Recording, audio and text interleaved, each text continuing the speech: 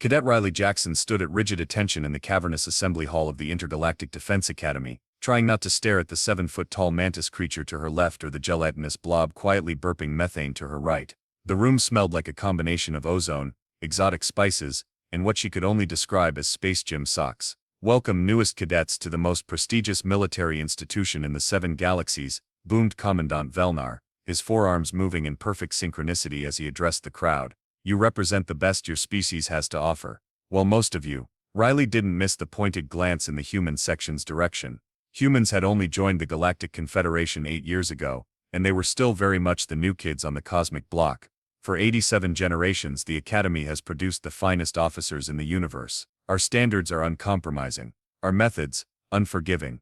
Many of you will fail. The Commandant's 3 eyes blinked in sequence, particularly those with evolutionary disadvantages. Again with the look. Riley clenched her jaw but maintained her stance. She hadn't graduated top of her class at the Earth Space Force Academy just to be intimidated by a glorified cephalopod with a superiority complex. "Dismissed to your quarters. Training begins at dawn." Cycle. As the assembly dispersed, Riley checked her neural tablet for her room assignment. Level 42, Sector 7, Room 314. She grabbed her duffel and headed for the grav lifts, passing clusters of alien cadets who either ignored her completely or stared with undisguised curiosity. "Oh good, I'm rooming with the human," came a chirping voice as Riley entered her assigned quarters. A slender avian alien with iridescent feathers looked up from unpacking what appeared to be tiny cybernetic gadgets. "I'm Crix, Triloxian. My pronouns are traditional binary, so your primitive language is he, him will suffice. Riley Jackson, Earth. And thanks for the linguistics lesson," Riley replied, dropping her bag onto the empty bed. "Is this your first year too?" Crix bobbed his head in what Riley assumed was an affirmative. "First Triloxian ever admitted. We're a peaceful species, primarily scientists, but with the Void Walker threat expanding, even we must learn to defend ourselves." He tilted his head at a curious angle. "You're not what I expected. Let me guess. You thought I'd be taller, greener, have tentacles? I thought you'd be more fragile looking." The Academy's combat instructor, General Drevok, says humans are the weakest species ever admitted. Soft, slow, emotionally unstable. Riley's eyebrows shot up. "General who?" A holographic notification suddenly blazed across the room. "Mandatory physical assessment B0600 hours. Training Deck 9, General Drevok presiding." "That General Drevok," Crix chirped nervously. "He's from the Kryslok Dominion. 4-time champion of the interspecies combat tournament. They say he once ripped a Bolovaxian tank drone in half with his bare hands." "Charming," Riley muttered, wondering what exactly she'd gotten herself into. "Any other Academy celebrities I should know about?" "Well, there's..." The room's door slid open with a hydraulic hiss, revealing a towering granite-skinned alien with ridged armor plating and eyes that glowed a malevolent yellow. A senior cadet, based on the insignia. "Room inspection, worms," the stone creature growled. "And I see we have one of the new monkeys. How quaint." He leaned down until his face was inches from Riley's. "Word of advice, human, the general hates your kind the most. Something about your species being evolutionary accidents that don't deserve space travel. I'd keep my head down tomorrow if I were you." As the senior cadet lumbered away, Riley exchanged glances with her new roommate.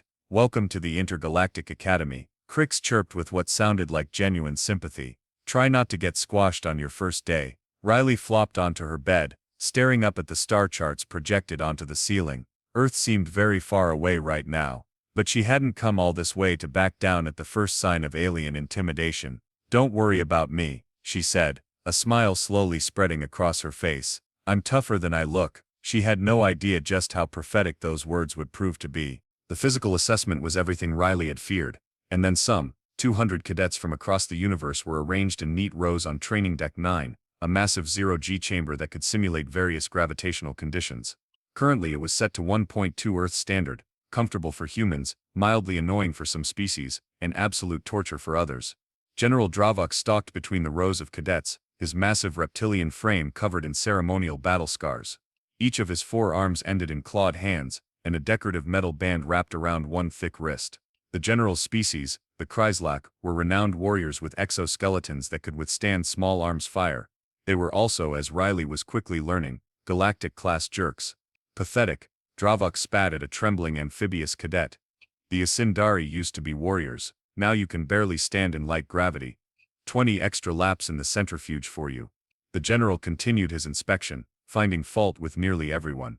A silicon-based cadet's crystalline growth patterns were asymmetrical and disgraceful. A hive mind collective's synchronized movements were adequate but unimaginative.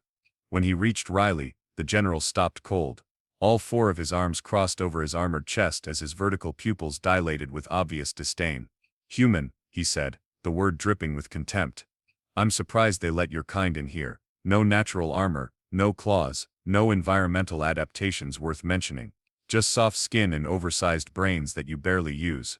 Riley kept her eyes forward. "Sir, yes sir, what was your combat score on Earth? I'm curious what passes for prowess on your backwater planet." 98th percentile in hand-to-hand combat sir, specializing in Krav Maga, and Dravok's laugh cut her off. It sounded like rocks in a garbage disposal. "Hand-to-hand? You think those delicate little fingers could do anything against a real warrior?" He flexed one massive claw. "Humans, always overestimating yourselves." He moved on, but not before deliberately bumping into Riley's shoulder hard enough to make her stumble. She caught herself quickly, ignoring the snickers from some of the nearby cadets. Later in the mess hall, a culinary nightmare where each species required completely different atmospheric and temperature conditions for dining, Riley picked at something that vaguely resembled blue scrambled eggs. "Don't let him get to you," said Crix, perched on the seat beside her as he delicately consumed something still wiggling. "The general treats everyone like that." "Not everyone," Riley countered, nodding toward the far side of the hall where Dravok sat with a group of senior officers. "Look at how he fawns over the Kryslak cadets." Indeed, the general was practically jovial with the two reptilian cadets at his table, slapping them on their armored backs and roaring with laughter. "That's Lieutenant Grax and Lieutenant Vorla," came a new voice. A blue-skinned humanoid with gills slid into the seat across from Riley. "They're third-year cadets and Dravok's personal protégés. I'm Nix, by the way, Aquarian, second year." Riley, Earth, first day and already on the general's hit list apparently. Nix's gills fluttered in what might have been sympathy. "The Academy operates on a strict hierarchy. Species with natural combat advantages get preferential treatment. It's not official policy, but everyone knows." "That's ridiculous," Riley protested. "The whole point of a military academy is to train, not to reward genetic lottery winners," says the monkey from the gravity well, sneered a passing Kryslak cadet, overhearing their conversation. "You shouldn't even be here. Humans have no place in real combat. You're just diplomatic baggage that the Confederation has to carry." Riley's fists clenched under the table, but Crix nudged her gently. "Not worth it," he chirped quietly. "That's Grax. He's already broken 3 cadets' limbs in training accidents this term." As if summoned by the commotion, General Dravok approached their table. The mess hall fell silent as he loomed over Riley. "Cadet Jackson, I've been reviewing your file. Apparently, Earth recommended you for advanced tactical training." He made it sound like a joke. "We'll see about that. Report to Simulation Room 7 after mess. Lieutenant Grax will be evaluating your capabilities." The general turned to leave, then paused. "Oh, and Cadet, try not to embarrass your species any more than your presence here already does." As Dravok walked away, Riley stabbed her fork into the blue eggs with enough force to crack the plate. "Is he allowed to be that blatantly speciesist?" she whispered to Nix. The Aquarian shrugged, water droplets glistening on his blue skin. "The general has the backing of the Warrior Species Coalition. They've been pushing back against the Confederation's inclusivity protocols for decades. As they see it, some species are born to fight, and others." He gestured vaguely at Riley and Crix. "Not so much." Riley watched as General Dravok returned to his table, all 4 arms gesticulating as he regaled his fellow officers with some war story. The metal band on his wrist caught the light, gleaming with the insignia of his rank. "We'll see about that," she muttered, echoing the general's own words. "We'll definitely see about that." 3 weeks into academy training, and Riley had learned several important lessons. Kryslak officers had ego problems the size of small moons. The mess hall's blue eggs were actually some kind of fungal colony, and the artificial gravity generators always malfunctioned during shower time. She'd also learned that keeping her head down was practically impossible when the general seemed determined to find fault with her mere existence. This morning's inspection was particularly tense. The Academy was hosting a delegation from the Galactic Confederation's Military Oversight Committee, a group of bureaucrats evaluating the Academy's integration of non-traditional combat species into the program. In other words, they were checking if the Academy was actually following inclusivity protocols or just paying lip service. General Dravok was in rare form. his scales practically vibrating with barely contained fury as he inspected each cadet's uniform, quarters and equipment with microscopic scrutiny. Perfect alignment of insignia, Lieutenant Grax, the general practically purred as he passed his favorite, as expected from a true warrior. When he reached Riley's station, his demeanor changed instantly. Cadet Jackson, your uniform collar is precisely 2 micrometers above regulation height. Riley blinked. Sir, I don't believe humans can perceive. Silence. Dravok snapped, aware that the Oversight Committee representatives were watching from across the inspection hall. Are you questioning a superior officer? No, sir. You will address me as General or Sir General, not simply Sir. That is a sign of disrespect from your species. Riley knew for a fact this wasn't true. The Academy handbook had no such regulation. But with the committee watching, she understood the General's game. He was deliberately setting her up to fail. Yes, Sir General, she replied, keeping her voice neutral. General Dravok leaned closer, his reptilian face inches from hers. The smell of whatever carnivorous diet he maintained washed over her in a nauseating wave. Your left boot has a scuff mark. Explain yourself, Cadet. Riley looked down. There was nothing there. I don't see a scuff mark, Sir General. Are you calling me a liar, Cadet? The General's voice dropped to a dangerous whisper. From the corner of her eye, Riley could see the committee members exchanging glances. This was getting out of hand, but she was trapped. If she apologized for a non-existent scuff, she'd look incompetent. If she stood her ground, she'd be insubordinate. Sir General, I respectfully suggest that perhaps your superior Chryslack vision is detecting something my human eyes cannot perceive, she offered diplomatically. The General's eyes narrowed to slits. Your tone, Cadet Jackson, borders on insolence. The committee is here to evaluate whether soft species like yours belong in this academy. I'm inclined to show them exactly why you don't. I believe I've demonstrated adequate performance in all. The slap came without warning. General Dravok's open palm struck Riley's cheek with enough force to snap her head to the side. The sound echoed through the suddenly silent inspection hall. You will not interrupt me, human, the General hissed. Time seemed to slow down. Riley felt the sting spreading across her face, tasted the coppery hint of blood where her teeth had cut the inside of her cheek. Every instinct, every reflex honed through years of combat training, activated at once. 4 seconds. That's all it took. 1 second. Riley's right hand shot up, deflecting the General's arm upward before he could fully retract it. 2 seconds. Her left hand clamped down on his wrist, locking onto the metal band that adorned it. 3 seconds. A pivot of her hips, applying torque to the joint while pulling downward. 4 seconds. A sharp twist with both hands in opposite directions. The sound of the General's wrist breaking was even louder than the slap had been. A sickening crack followed by a high-pitched keen that Riley didn't even know Chryslax could make. Dravok dropped to his knees, his other 3 arms flailing in shock as he stared at his now useless limb, bent at an angle nature never intended. You broke my wrist, he roared, yellow eyes wide with disbelief and pain. You pathetic human broke my wrist. The inspection hall erupted into chaos. Security drones descended from the ceiling. Cadets backed away in horror. The committee members were shouting into communication devices. And there was Riley, standing at attention, face still red from the slap, while the most feared combat instructor in the academy writhed on the floor before her. Self-defense, Sir General, she said calmly. As per Academy Regulation 5.17, all cadets have the right to defend themselves against unlawful physical assault from any individual regardless of rank. Lieutenant Grax rushed to the General's side, glaring at Riley with murderous intent. You'll be expelled for this, monkey. No, worse than expelled. You've assaulted a senior officer. That's a military offense punishable by mind-wiping on some worlds. Riley maintained her calm exterior, but inside, her heart was racing. What had she done? One reflexive action might have just ended her military career before it began. Still, a small part of her couldn't help but notice the expressions on the other cadets' faces, especially those from the so-called soft species. Shock, yes, but also something else, something that looked suspiciously like respect. Cadet Jackson, you will report to detention immediately, commanded the Academy's head of security, a towering robotic entity that had materialized beside her. The incident has been recorded by security monitors, and will be reviewed by the disciplinary committee. As Riley was escorted away, she caught sight of the Oversight Committee. They weren't looking at her with outrage as she'd expected. Instead, they were huddled together, speaking in urgent tones, occasionally glancing at a holographic replay of the incident floating between them. The 4-second takedown was playing on repeat. And unless Riley was mistaken, one of the committee members, a wizened old alien with translucent skin, was actually smiling. Absolutely unprecedented. A clear violation of hierarchical protocols. The human must be made an example of. The general struck first. It's all in the recording.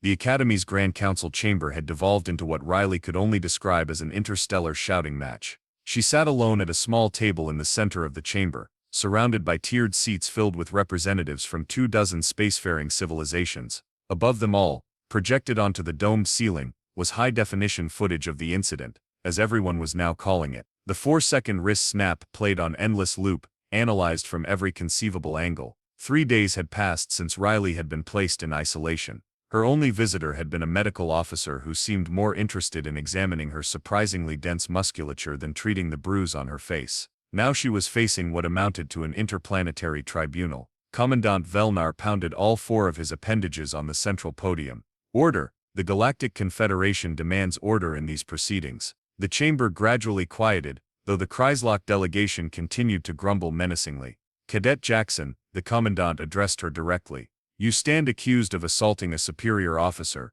causing grievous bodily harm, and instigating a Level 3 diplomatic incident between Earth and the Kreislock Dominion. How do you plead? Before Riley could respond, the doors to the chamber burst open. A human woman in the distinctive uniform of Earth's diplomatic corps strode in, followed by a nervous-looking Academy administrator. Ambassador Chen was not scheduled to.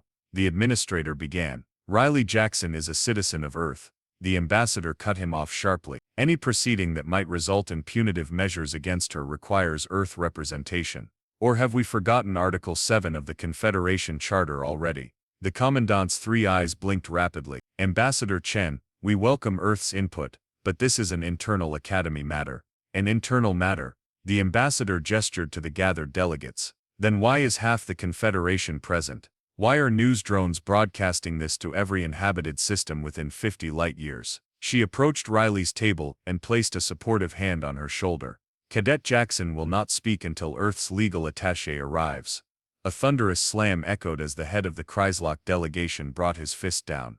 This is outrageous. The evidence is clear. The human attacked a decorated military officer. Under Kreislock law, the punishment is exile to the radiation mines of Tharsis V. Under Earth law, Ambassador Chen countered coolly. General Dravok committed assault against a subordinate which nullifies any claim of insubordination. The cadet acted in self-defense, as is her right under Confederation military code. The chamber erupted again, voices overlapping in a cacophony of translation devices. Riley leaned toward the ambassador. Ma'am, I appreciate the support, but I don't want to cause an interspecies incident. Too late for that. Ambassador Chen whispered back with a wry smile. The footage went viral. Human cadet breaks alien general's wrist in 4 seconds is trending across 17 systems. You're already a meme in the Orion sector. Riley's stomach dropped. I'm a what? Check your neural tablet when you get the chance. Someone remixed the security footage with music from an ancient Earth action film.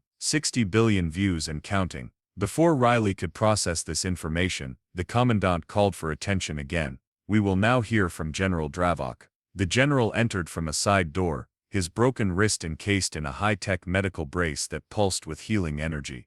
His other 3 arms were rigidly at his sides as he took position at a podium opposite Riley. For 80 cycles, I have served the Academy with honor, he began, his voice a controlled rumble. I have trained the finest warriors in the Confederation, and never in all my years of service have I been so grievously disrespected. He raised his injured wrist. This primitive creature attacked me without provocation. Objection. Ambassador Chen called out. The security footage clearly shows the general striking Cadet Jackson first. A disciplinary action well within my authority.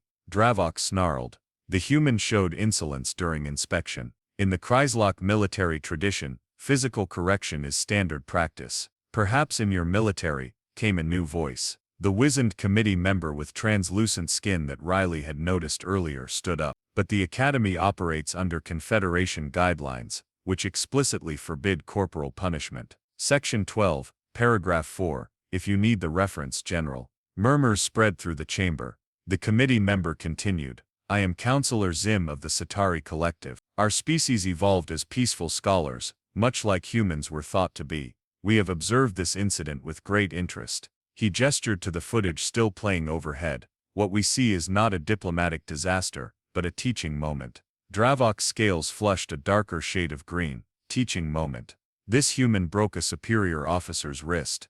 Yes, Counselor Zim agreed placidly. Quite efficiently too. 4 seconds by our count. Rather impressive considering the Kreislock exoskeleton is rated to withstand up to 800 pounds of pressure.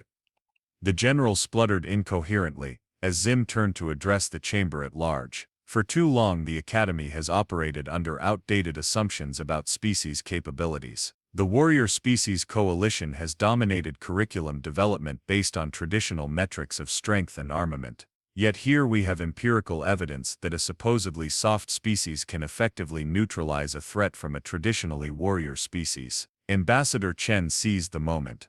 The Confederation was founded on the principle that diversity of species leads to stronger collective defense. Each species brings unique capabilities to our alliance. Humans may lack natural armor or claws, but as this incident demonstrates, we have other qualities. Like what? Challenged one of the Kreislock delegates. Breaking the wrists of your commanding officers. Like adaptability, Riley spoke up, unable to remain silent any longer. All eyes in the chamber turned to her. Humans evolved as persistence hunters and problem solvers. We don't have the strongest exoskeletons or the sharpest claws, but we analyze threats and adapt our responses accordingly. She stood up, drawing herself to her full height, still a foot shorter than General Dravok. I didn't break the general's wrist because I'm stronger. I did it because I identified a structural weakness and applied precisely the right amount of force at exactly the right angle. That's what humans do. We find solutions. A hush fell over the chamber. Even the news drones seemed to hover closer. Well said, Cadet. Counselor Zim nodded approvingly. I move that these proceedings be adjourned while the committee completes its evaluation of Academy practices. Clearly there are systemic issues to address. Systemic issues? General Dravok roared. The only issue is this human's blatant disregard for military hierarchy. The security footage has already been analyzed, Commandant Velnar interjected, sounding weary. It confirms that the general struck first, and the cadet's response, while perhaps excessive, was technically within the bounds of self-defense as defined by Academy regulations. He fixed Riley with all 3 of his eyes. Cadet Jackson will be placed on probation for the remainder of the term, but may continue her training. General Dravok will undergo a review of disciplinary methods, and will temporarily be reassigned to administrative duties while his injury heals. The Kreislock delegation rose in unified protest, but the commandant's decision was final. As the chamber began to clear, Ambassador Chen gave Riley's shoulder a squeeze. Not bad for your first month at the Academy, she murmured. Though perhaps try not to break any more alien appendages before graduation. Riley watched as General Dravok stormed out, his injured wrist held carefully against his chest, his yellow eyes burning with humiliation and rage. This wasn't over, not by a long shot. No promises, Ambassador, she replied quietly. No promises at all. Would Cadet Jackson please approach the presentation platform? Riley stepped forward nervously. 2 weeks had passed since the incident, and the Academy had been in a state of controlled chaos. The Oversight Committee had extended their stay, conducting interviews and observing classes. General Dravok had been conspicuously absent, supposedly recuperating on the Kreislock homeworld, though rumor had it he was lobbying the Warrior Species Coalition for Riley's expulsion. Today the committee had called a special assembly. Every cadet and instructor was present, along with a number of high-ranking Confederation officials. Riley had no idea why she'd been summoned. A holographic display flickered to life as Dr. Temi, the Academy's chief xenobiologist, took center stage. Temi was a Valerian, a species that resembled a cross between a sloth and a jellyfish, with 6 tentacular arms and a face full of sensory tendrils that quivered excitedly when she spoke. Thank you for joining us, Cadet Jackson. Dr. Temi's tendrils rippled. The committee has asked me to present my research findings on human physiology in light of recent events. Please stand here. Riley took position next to the doctor, feeling like a specimen under examination as hundreds of alien eyes focused on her. For too long, Doctor. Temi began. The Academy has classified species according to traditional metrics of combat effectiveness, natural armor, strength-to-weight ratio, toxic secretions and so forth. Humans with their soft exteriors and lack of natural weapons have been categorized as a non-combat adapted species. This classification, I believe, is fundamentally flawed.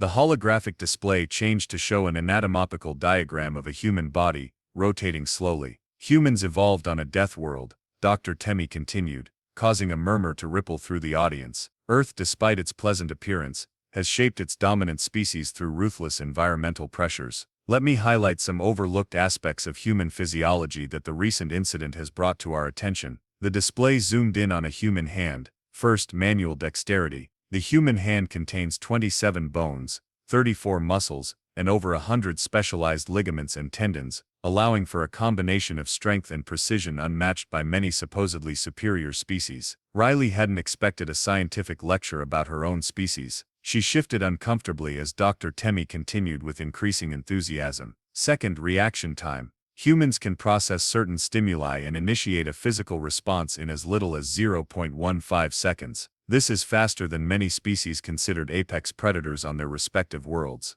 The display shifted to show a human nervous system. Third, and perhaps most relevant to the incident, humans possess what we call muscle memory, the ability to train reflexive responses that bypass conscious thought. Cadet Jackson's 4-second takedown of General Dravok wasn't calculated in the moment. It was a pre-programmed response, honed through thousands of repetitions in combat training. Crix, sitting in the front row, chirped quietly to Nix, "Is she saying humans are scary?" "Getting there," Nix whispered back. Dr. Temi was now fully immersed in her presentation, her tendrils practically vibrating with academic excitement. But perhaps most fascinating is the human pain response. Most species evolved pain as a simple warning system. Stop doing that or you'll die. Humans, however, have developed the ability to override pain signals through various psychological techniques. The display showed brain scans.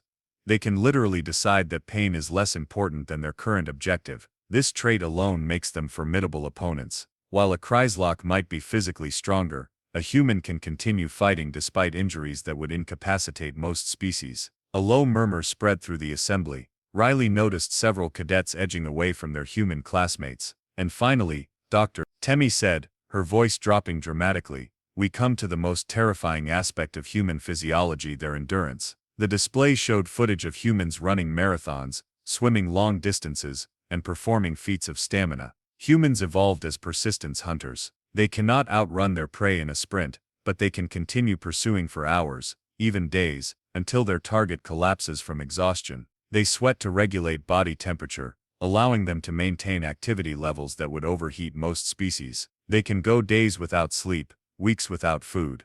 Dr. Temi turned to face the assembly directly. In other words, humans don't need to be the strongest, they just need to outlast you.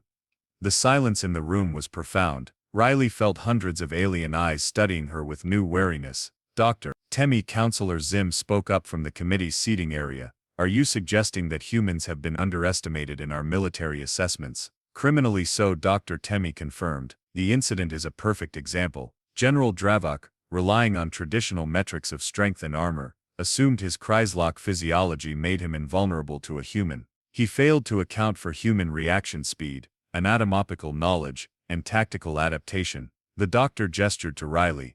Cadet Jackson didn't overpower the general. She identified the joint mechanism in his wrist, specifically where his exoskeleton was articulated and therefore vulnerable, and applied precisely targeted force. "It's akin to finding the exhaust port in a battle station." Lieutenant Grax stood up abruptly. "This is absurd. You're making it sound like humans are some kind of superior species." "Not superior," Dr. Temi corrected, her tendrils curling thoughtfully.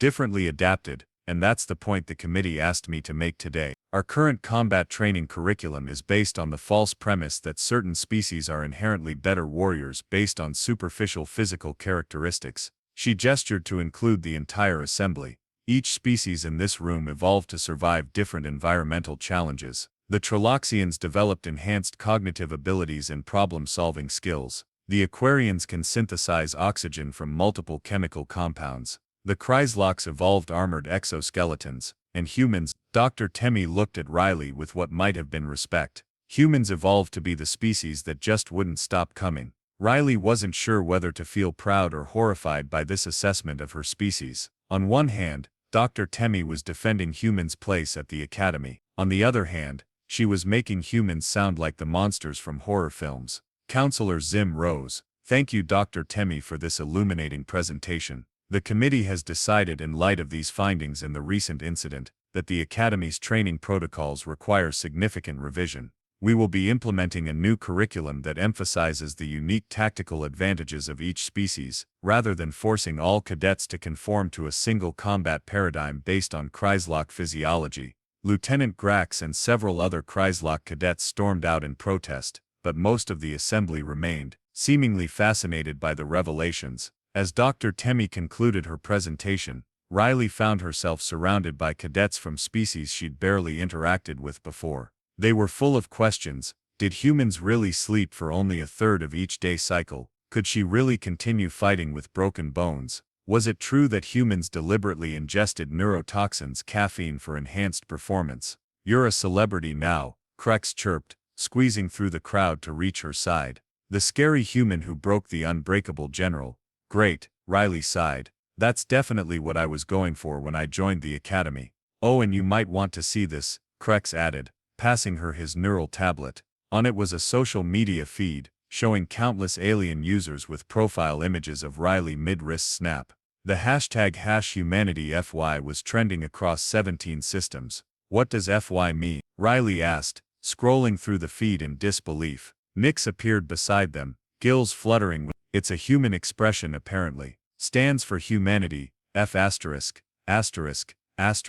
Yeah. Riley groaned and handed the tablet back. Fantastic. I've become an interstellar meme. More than that, Nix said, suddenly serious. You've changed how the entire Confederation thinks about humans. That's pretty significant for a first-year cadet. As the crowd dispersed, Riley caught sight of Ambassador Chen watching from the back of the assembly hall. The ambassador gave her a subtle nod of approval before slipping away. Perhaps this wasn't quite the disaster it had initially seemed. Perhaps, just perhaps, breaking an alien general's wrist might turn out to be the best thing Riley had ever done for human-alien relations. The Academy mess hall had undergone subtle but significant changes over the past month. Species that once self-segregated now mingled freely at mixed tables. The hierarchical seating arrangement, with Kreislaks and other warrior species at the center, had dissolved into a more egalitarian configuration. And most noticeably, humans were no longer seated at the periphery. Riley picked at her lunch, still the mysterious blue eggs, which she'd finally accepted as an inevitable part of Academy cuisine, while Krex and Nix debated the merits of the new integrated combat training program. All I'm saying, Krex chirped, his feathers ruffled with excitement, is that pairing a Triloxian strategist with a human combat specialist creates a tactical advantage that neither species could achieve alone. Agreed, Nix nodded, his gills fluttering. My aquatic maneuvering combined with Riley's ground combat skills scored highest in yesterday's simulation. Riley was about to respond when the mess hall fell suddenly silent. She turned to see General Dravok standing in the entrance, his recovered wrist, now reinforced with a permanent titanium brace. This was his first appearance at the Academy since the incident. After weeks of treatment and mandatory sensitivity training, a concept the General had reportedly found deeply offensive to his warrior heritage, he had been reinstated to active duty, albeit with a significant demotion. All eyes tracked the General as he made his way through the mess hall. Riley tensed, preparing for confrontation. To her surprise, Dravok walked directly to her table and stopped, his massive form casting a shadow over the seated cadets. For a long, uncomfortable moment, no one spoke. The General's yellow eyes locked with Riley's. "Cadet Jackson," he finally said, his voice a low rumble that carried across the silent hall. "I wish to acknowledge your combat effectiveness." Coming from a Kreislak, this was tantamount to a groveling apology. Riley blinked in surprise. "Thank you, General," she replied cautiously. "I acknowledge your recovery." Dravok's scales shifted color slightly, the Kreislak equivalent of a grimace. "The Academy Board has appointed me to oversee the new interspecies combat integration program. I am told that your techniques will be incorporated into the curriculum." The effort these words cost him was evident in the rigid set of his shoulders and the twitching of his 3 uninjured hands. "I look forward to contributing, sir," Riley said, deliberately using the standard honorific rather than the Sir General he had once demanded. Dravok gave a curt nod. "You will report to Training Deck 12 tomorrow at 0600 hours. You will demonstrate the wrist-breaking technique to senior instructors." A pause. "On training dummies, not living subjects." With that he turned and stalked away, his back rigidly straight. As soon as he was out of earshot, the mess hall erupted into excited chatter. Krex let out a trilling laugh. Did the mighty General Dravok just publicly acknowledge a human cadet? The universe must be ending. Politics, came a new voice. Lieutenant Grax approached their table, looking considerably less hostile than he had in previous encounters. The warrior species coalition is losing influence in the Confederation after the incident. They're trying to save face by embracing change rather than fighting it. Riley raised an eyebrow. And you're telling us this because Grax's reptilian features arranged themselves into what might have been a smile, because adaptation is the essence of warfare. My people were slow to recognize this. We believed strength alone determined superiority. He glanced in the direction Dravok had gone.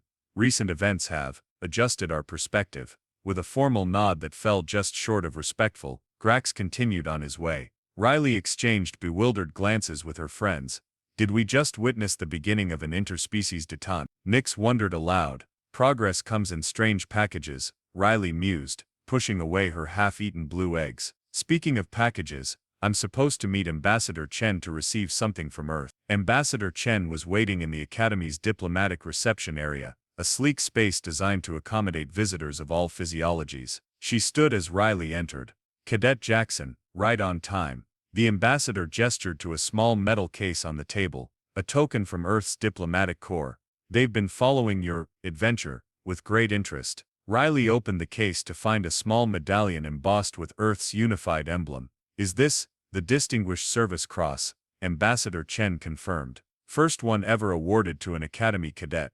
The citation reads, for exceptional diplomatic impact through unconventional means. Riley laughed despite herself. That's certainly one way to describe breaking an alien general's wrist. You've done more for human-alien relations in 4 seconds than most diplomats accomplish in decades, Chen said with a wry smile. The Confederation Security Council is reviewing its species capability assessments across the board. Several non-combat species have been reclassified based on Dr. Temi's new evaluation metrics. Riley tucked the medallion into her pocket. I wasn't trying to be a diplomat, I was just defending myself. Sometimes the most significant diplomatic statements are unintentional, the ambassador replied.